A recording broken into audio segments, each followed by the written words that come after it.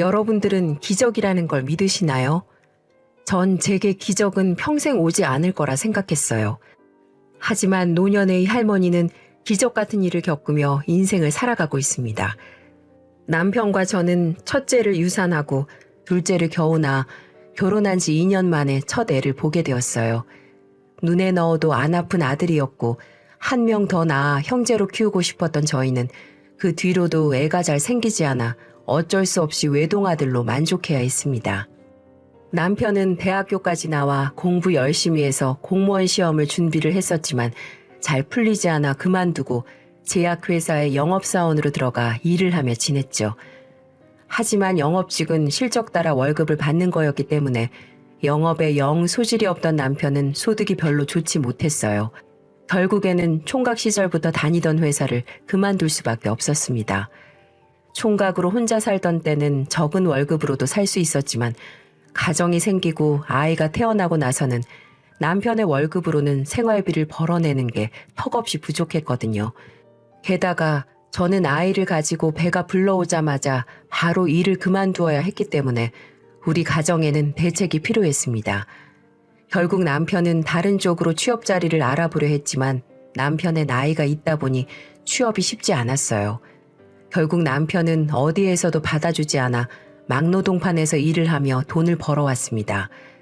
그래도 막노동판은 현장에 나가서 일만 하면 돈은 꼬박꼬박 나왔기 때문에 영업직으로 일을 할 때보다는 조금 여유 있게 지낼 수 있었어요. 하지만 월세방 세를 내고 한 달 공과금 내고 아이의 분유값까지 내고 나면 우리 집에는 겨우 풀칠을 할 정도였기 때문에 조금 더 여유가 있었으면 했습니다. 그래서 저는 아이가 좀 크자마자 바로 식당 주방에 취업을 해서 아이를 등에 업고 일을 했어요. 어린 자식을 등에 업고 일을 하던 시절은 참 가혹했습니다.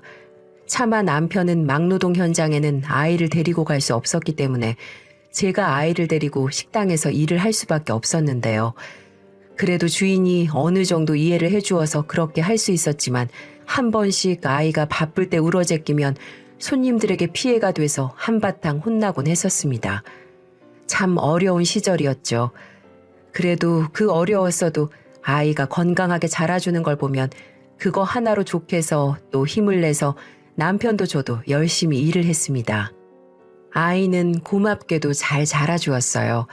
남편은 밖에서 살아보니 사회가 녹록지 않은 것을 느끼며 아이에게 기술 하나만 잘 가지고 있어도 돈 벌어먹고 살 수 있다는 걸 늘 강조하면서 시간이 날 때마다 집에 있는 시계나 라디오를 부수었다가 다시 개조해보는 시간들을 많이 가졌어요. 지금 생각해보면 남편이 지혜로웠다고 생각을 합니다. 저는 마냥 아이가 예쁘기만 해서 밥 잘 먹이고 옷 잘 입히는 걸로 만족이 되었지만 남편은 아이의 미래를 보고 늘 그런 놀이들이나 활동들을 같이 해주었으니까요. 또 우리 아들도 아빠와 그런 시간을 가지는 걸 참 좋아했어요. 그 덕에 학교에서도 과학 발명품 만들기 대회 같은 것 하면 우리 아들은 놓치지 않고 상을 받아오곤 했습니다. 공부도 꽤 열심히 해서 중고등학교 때는 전교 5등 안에 들었던 적도 많이 있었어요. 저희도 우리가 다 못한 공부 아들이라도 많이 하길 바래서 늘 아들에게 하고 싶은 만큼 공부하라고 강조를 해주었죠.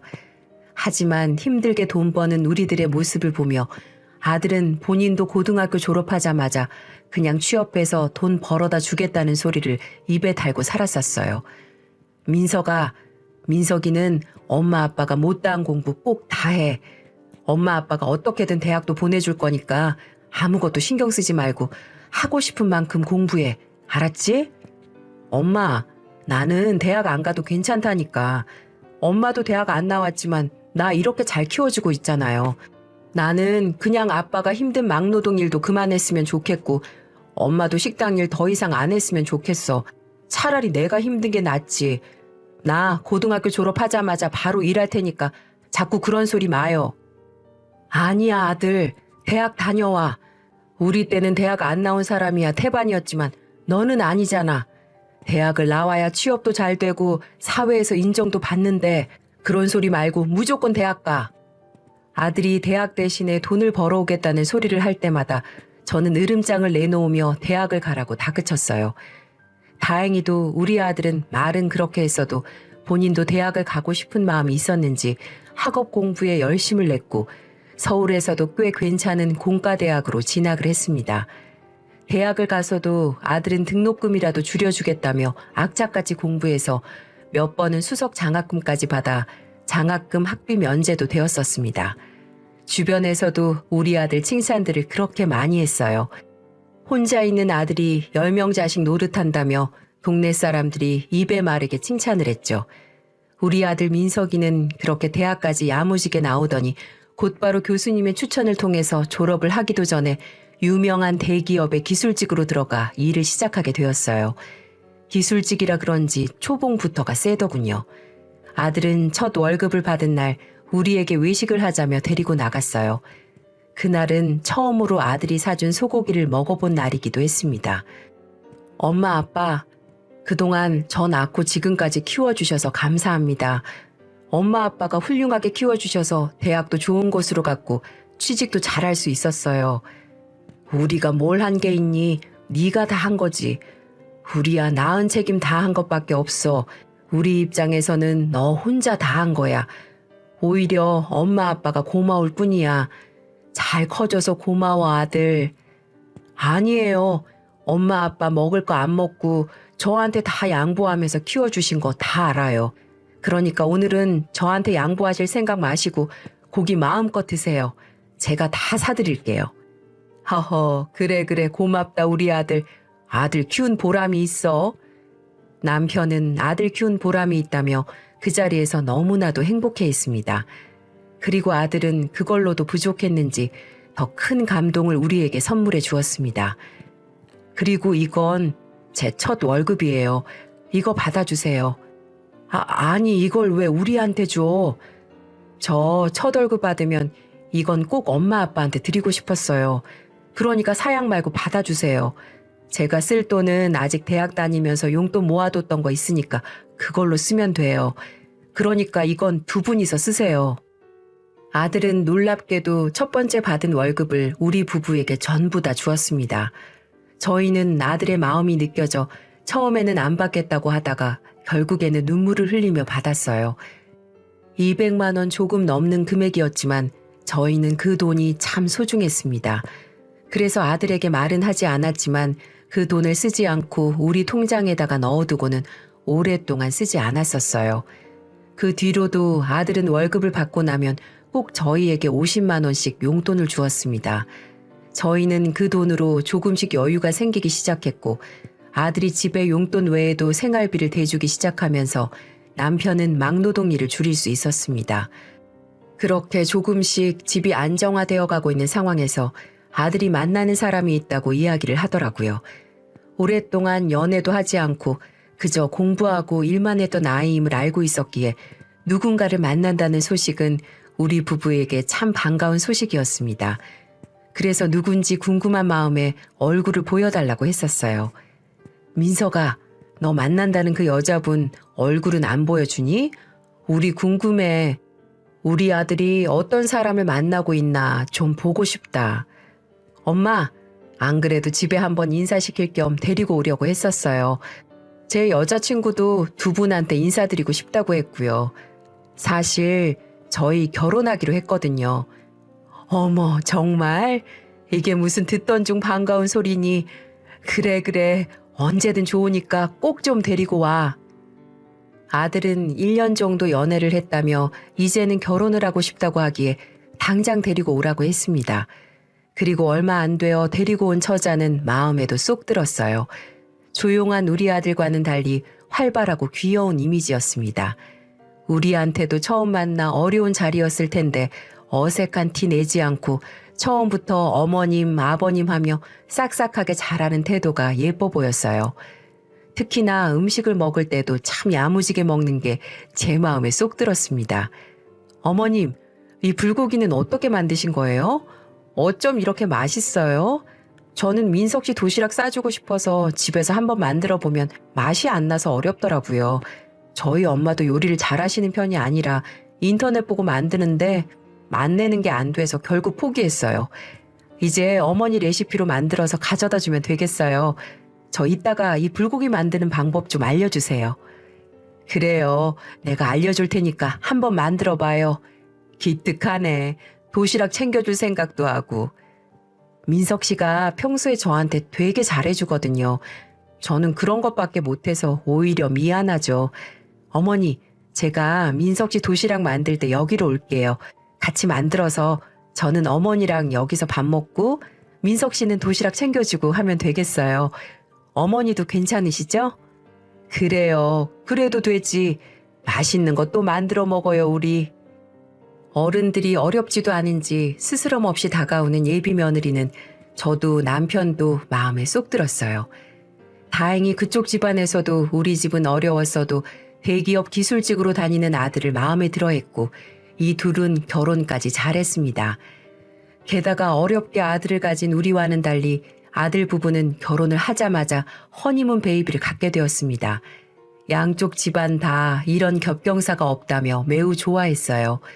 하지만 그 행복도 그리 오래가지 못했습니다. 당시는 아들 부부가 결혼한 지 4년 되던 해였고 눈에 넣어도 안 아플 손녀가 태어난 지도 4년이 된 때였습니다. 며느리의 친정은 먼 지방에 있었기 때문에 아들 부부는 저희 집과 근처에 살면서 자주 내외를 하고 있었어요. 또 저희는 둘이서 신혼 없이 바로 아이를 낳기 때문에 둘만의 시간을 많이 못 가졌다는 것을 알아서 제가 자주 아이를 맡아주고는 외식이라도 편하게 하라고 했었기 때문에 며느리는 손녀도 편하게 저에게 맡기고는 일을 보곤 했었어요. 사건 당일도 며느리는 친구 아버지가 돌아가셔서 남편이랑 같이 장례식장을 다녀와야겠다면서 밤이 늦은 시간에 저에게 손녀를 맡겼습니다. 어머니, 늦은 시간에 죄송해요. 저희도 집에 있다가 갑자기 연락을 받아서요. 내일부터는 저희 둘 다 일하느라 시간 내기가 어려워서 지금 다녀와야 할 것 같아 급하게 나가게 됐어요. 장례식장이 멀지 않으니까 얼른 다녀올게요. 그때까지만 수지 좀 봐주세요, 어머니. 그래, 얼른 가봐. 수지는 걱정하지 말고 밤 늦었으니까 운전 조심하고 천천히 다녀와라. 네, 어머니 감사합니다. 아들 부부는 밤 10시가 넘은 시간에 급하게 장례식장으로 떠났고 그 길로 결국에는 돌아오지 못했습니다. 장례식장이 가까워 한두 시간이면 돌아올 거라고 예상했던 아이들은 생각보다도 더 늦어지는지 밤 12시가 넘어가는데도 통 오질 않았습니다. 친구 장례식장이니 가서 할 말이 많은가 보다 하고 손녀를 재우고는 기다리고 있는데 며느리의 번호로 마침 전화가 왔어요. 그래, 수지 엄마야. 오고 있는 중이야? 저는 며느리의 번호로 전화가 왔기 때문에 당연히 며느리일 거라고 생각하며 받았고 수화기 너머로 들려오는 목소리는 곱고 예쁘던 며느리의 목소리가 아닌 한 남자의 목소리였습니다. 아, 혹시 김씨분 시어머니 되시나요? 아, 네, 그런데요. 근데 누구시죠? 누구신데 남의 며느리 휴대폰으로 그렇게 전화를 하시는 거예요? 다름이 아니라 보호자분 며느리 되시는 분이랑 아들 되시는 분이 교통사고를 당하셨어요. 신고받은 대로 출동해서 현장으로 나가긴 했는데 이미 두 분 다 숨이 멈춰 있는 상황이었습니다. 지금은 성모병원에 있으니 좀 와보셔야 할 것 같습니다. 믿기지 않는 소리에 저는 머리가 멍해져 어떠한 대답도 할 수 없었습니다. 아들 부부가 죽었다는 소리를 여기에서 이렇게 듣게 될 줄은 몰랐으니까요.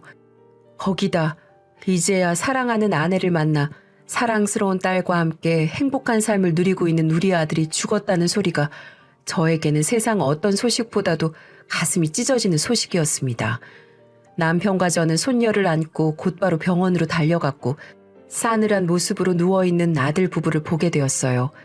졸음운전을 하던 상대편 차와 부딪혀서 사고가 났고 그 자리에서 상대편 차주도 우리 아들 부부도 숨을 거둔 사건이었습니다. 더 기가 막혔던 건 사고를 일으킨 차주가 보험을 갱신하지 않아 보험사에서 어떠한 보상도 받지 못했고 아들이 가입한 보험에서 조금 보상을 받을 수 있었어요. 하지만 이것마저도 우리가 몰랐던 빚이 있는 걸 알게 됐어요. 평소 사돈네가 힘들다는 말은 들었었는데 사돈네 도와준다고 많은 돈을 대출을 받은 것 같아 보였습니다. 이렇게 허망하게 떠난 아들 내외를 보고 저도 몇 번을 실신하고 오열했는지 모릅니다. 문제는 손녀였습니다. 그 뒤로 사돈 쪽과 손녀 양육 문제로 조금 갈등을 겪었지만 그래도 옆에서 자주 돌봐준 우리가 키우는 게 맞다는 결론이 나와 아이는 저희 부부가 키우게 되었습니다. 결국에 저는 남편과 4살 배기 손녀를 아들 부부를 대신해 키우게 되었습니다. 하지만 저의 비극은 이게 끝이 아니었어요. 남편은 그 이후 어쩔 수 없이 한 푼이라도 벌어보고자 현장 일을 다시 나가게 되었습니다. 하지만 늙은 나이에 무리를 해서 그런지 갑작스럽게 심장마비로 세상을 떠나고 말았습니다. 남편도 아들이 세상을 떠나고 충격을 크게 받아 혈압약을 먹고 있었는데 하루아침에 남편이 이렇게 허망하게 세상을 떠날지 알지 못했습니다.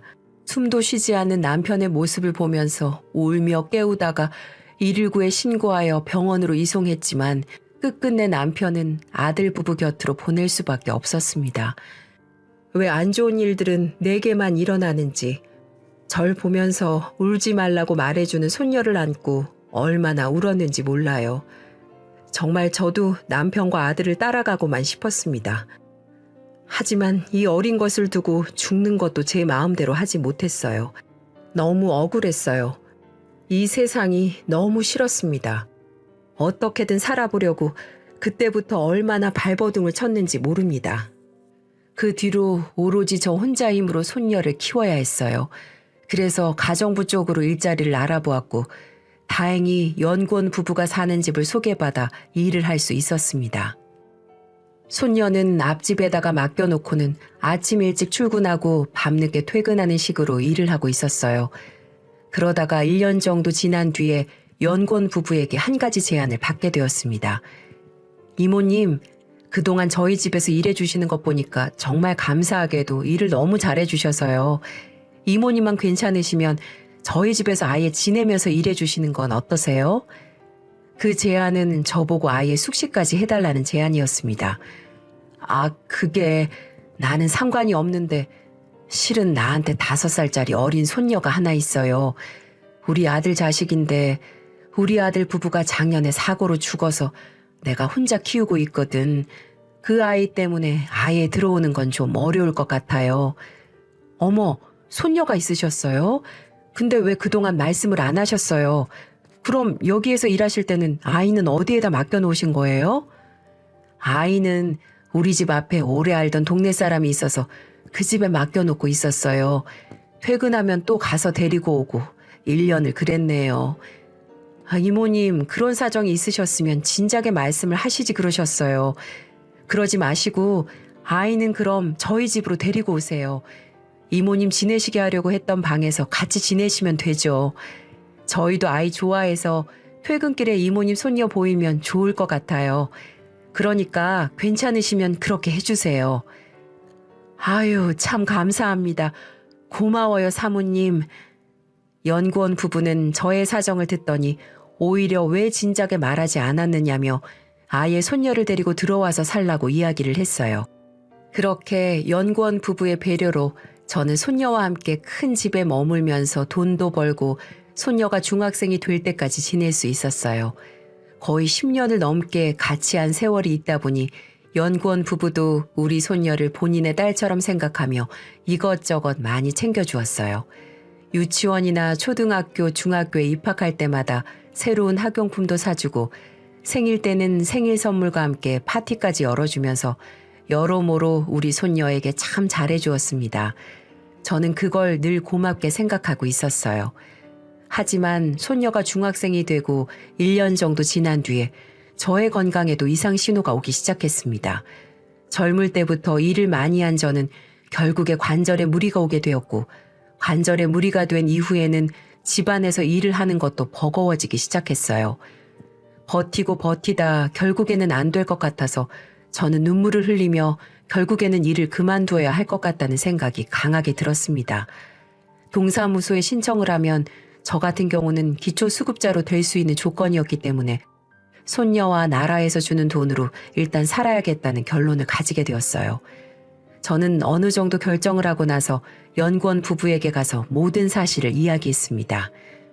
저 사모님, 제가 일을 좀 그만둬야 할 것 같아요.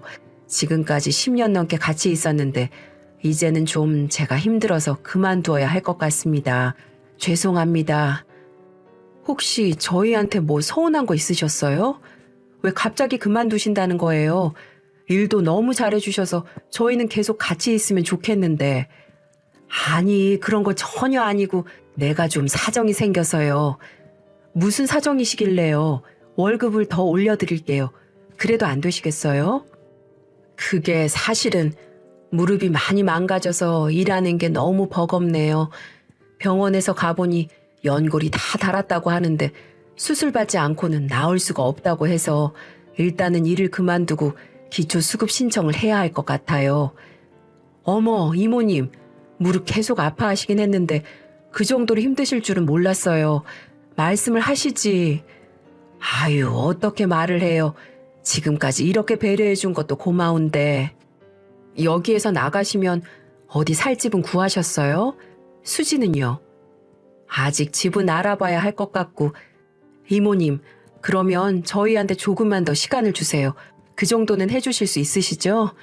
집에 계시는 동안은 무리해서 일하지 마시고 일단은 쉬세요. 네, 그럼요.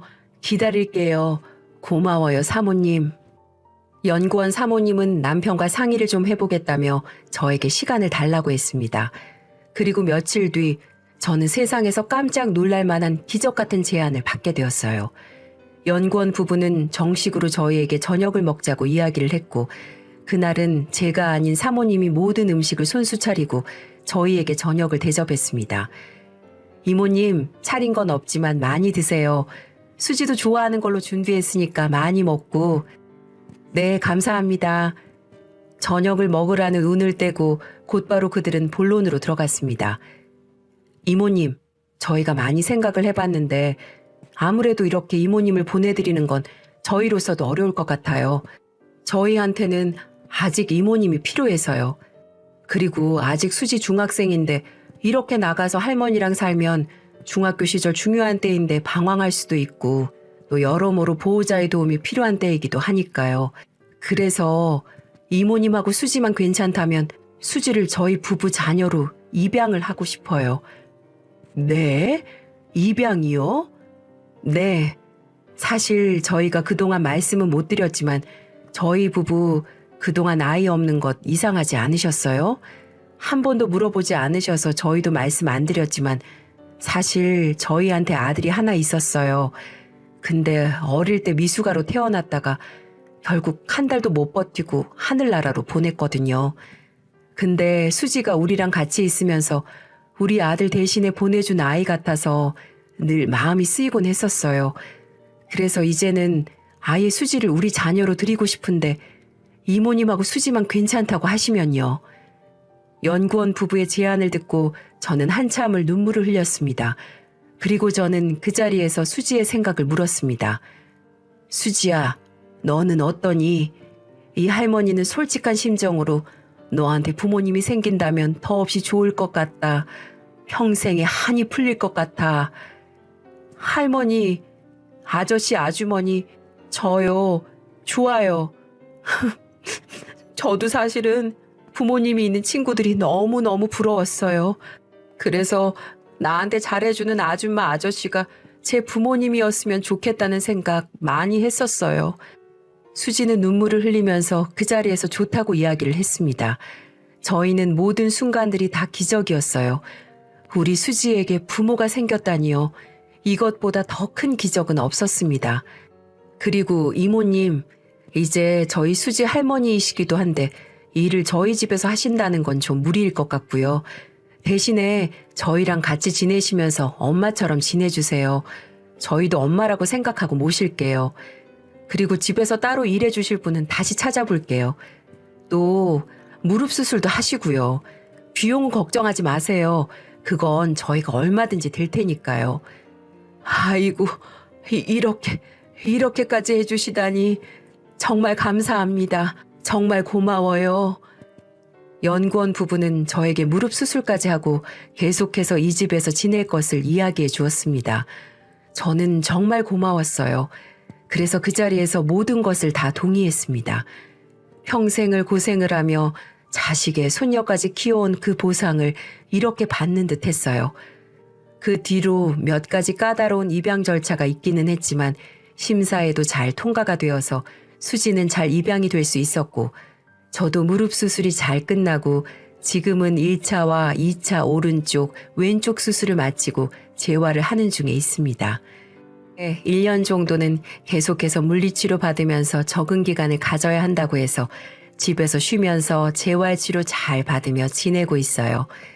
연구원 부부는 저의 가족이 되어 평소보다도 더 잘 지내고 있습니다. 수지도 이제는 당당하게 엄마 아빠가 생겨 친구들을 집에 데리고 와서 부모님 자랑을 한창 하고 있어요. 옆에서 보는데 얼마나 뿌듯하고 기쁘고 감사한지요. 또 연구원답게 학부열도 있어서 최고의 교육과정을 밟고 있습니다. 최고의 과외 선생님과 함께 공부도 하고 있고 수지도 공부하고자 하는 열심이 있어서 본인 스스로 최선을 다하고 있다 보니 성적도 잘 나오고 있습니다. 그 덕에 우리 가족의 더 큰 기쁨이 되었어요. 연구원 부부의 원래 부모님들도 저희를 기쁘게 받아주셨어요. 그들의 부모님은 개인 사업들을 하는 사람들이라 바빠서 제 자식들이나 손녀를 봐주기가 어려워서 미안했는데 오히려 제가 옆에서 같이 살면서 보살펴주니 고맙다고 말을 해주더라고요. 참 여러모로 고마운 집안입니다. 덕분에 손녀 수지만이 아닌 저까지도 그들의 가족으로 받아주어 저희는 얼마 전에 다 같이 가족 사진도 찍었답니다. 이제는 딸이라고 칭하고 있는 연구원 사모님은 정말로 그 뒤로 일할 사람을 다시 붙여주었어요. 요양보호사 겸 집안일을 같이 도와주는 사람을 같이 붙여주어서 지금은 제가 보살핌도 받고 집안일도 맡기며 호사를 누리며 살고 있네요. 하지만 재활이 끝나고 무릎이 좋아지고 나면 그마저도 하지 말라고 할 생각입니다. 연골 수술을 하고 나면 20년은 거뜬히 무릎을 쓸 수 있다고 하기에 괜한 돈 버리지 않도록 제가 제 집 살림하듯 하려고 생각하고 있어요. 물론 말리겠지만 말이에요. 이렇게 저의 노년은 저의 양자녀들이 된 연구원 부부의 효도를 받고 우리 손녀의 잘 자라는 모습을 보면서 행복하게 살고 있어요. 열심히 살면 이렇게 보상을 받는가 봅니다. 저에게 일어난 기적이 여러분들에게도 일어났으면 좋겠습니다. 여러분도 늘 행복하시고요. 좋은 일이 삶에 가득하길 응원하겠습니다.